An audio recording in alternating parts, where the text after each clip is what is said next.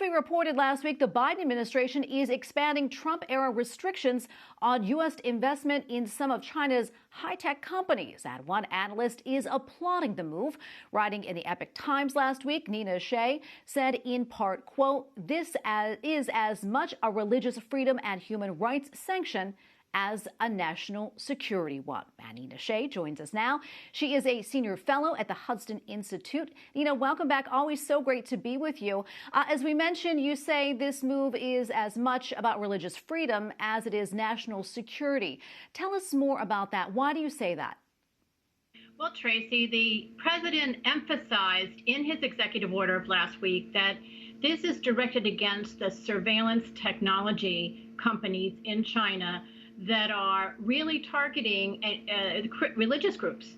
And they're using religious groups as guinea pigs for what they're going to do to all Chinese people. These are companies that make facial recognition cameras that can scan your smartphone and collect all its data, the phone numbers, your contacts, without even using a security code or even you knowing it as you walk by. Or have a backdoor to your devices and apps to find out what you're researching and what you're saying. So these are these are companies that are producing equipment that is designed to help China control behavior of its religious people and its citizens. So the Uyghur Muslims are the most surveilled people on earth in their capital. Cameras bristle from street corners, outside homes, outside mosques, and this has helped control their behavior according to Communist Party principles, which is hostile to religion, and it covered up a genocide for several years. It is also being used against Christians, and it is being used inside churches and outside churches. And a Catholic bishop was punished by such surveillance because he refused to join the Communist Party overseen church, the Patriotic Church. The government evicted him from his apartment on the 5th floor during the height of the coronavirus in China a year ago.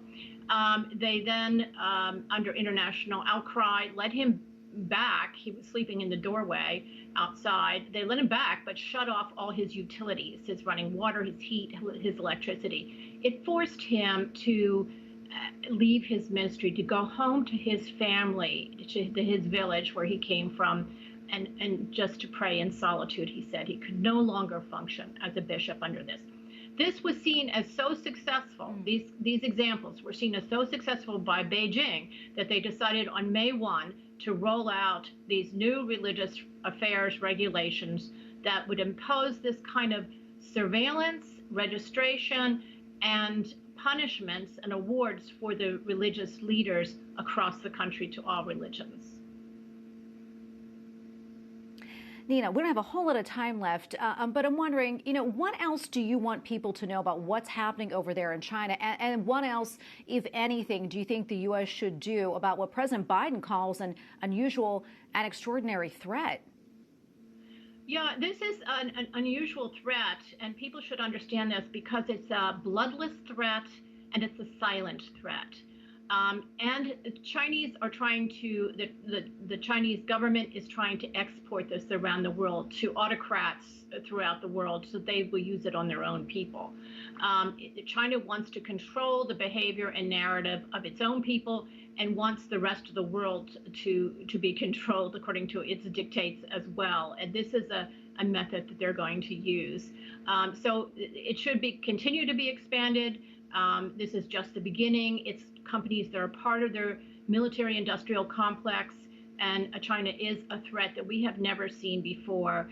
It's going to make a Big Brother look like an amateur, as Age of the Church and Need said. It is really Orwellian. Well, Nina, we have to leave it right there, unfortunately, but thank you so much for coming on and speaking to us about this. Nina Shea, Senior Fellow at the Hudson Institute. Thank you again. Thank you.